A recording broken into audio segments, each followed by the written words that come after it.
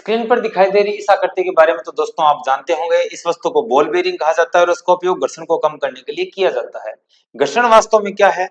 घर्षण कोई भी एक वस्तु को जब हम किसी दूसरी सरफेस पर रखते हैं तो प्राकृतिक रूप से कोई भी वस्तु आदर्श स्मूथ नहीं होती, उसमें कुछ ना कुछ उबड़ खाबड़ सतह इस तरह की मिलती है। तो यही ऑब्जेक्ट की सतह है और यही जिस सरफेस पे आप रखे हैं उसकी सतह। तो ये दोनों सतह एक दूसरे में फंस जाती है। इसकी वजह से जब आप उस स्थिर वस्तु को गति अवस्था में लेके आना चाहते हैं तो यह फंसी हुई जो दरारें हैं एक दूसरे में, ये उसका गति अवस्था में लाने आने का विरोध करती है। और यही जो बल लगता है इसे ही हम क्या कहते हैं? घर्षण कहते हैं दोस्तों। क्या कहते हैं? घर्षण।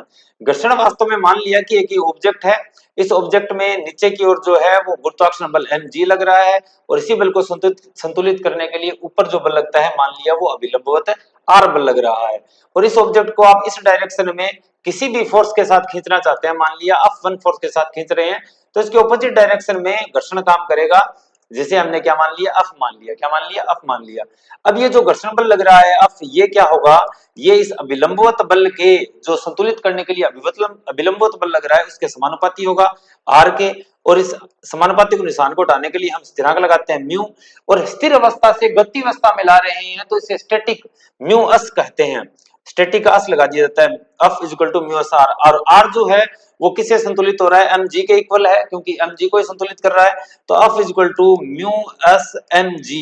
ये फॉर्मूला आपको दोस्तों याद रखना है क्योंकि लेवल का पेपर आ रहा है, हो सकता है ही आ जाए।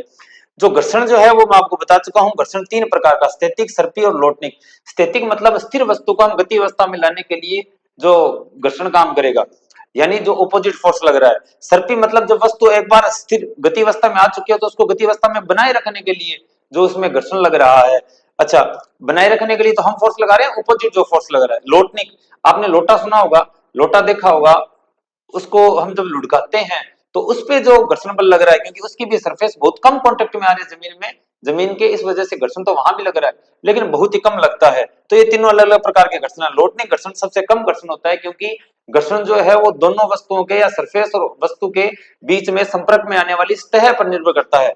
तो लोटनिक सबसे क्या होता है? सबसे कम, क्योंकि इसमें सबसे कम सतह संपर्क में आती है तो लोटनिक सबसे कम, और उससे ज्यादा उससे थोड़ा कम, सॉरी उससे ज्यादा सर्पी और उससे ज्यादा स्थैतिक। ये इस तरह इनका सीक्वेंस रहता है।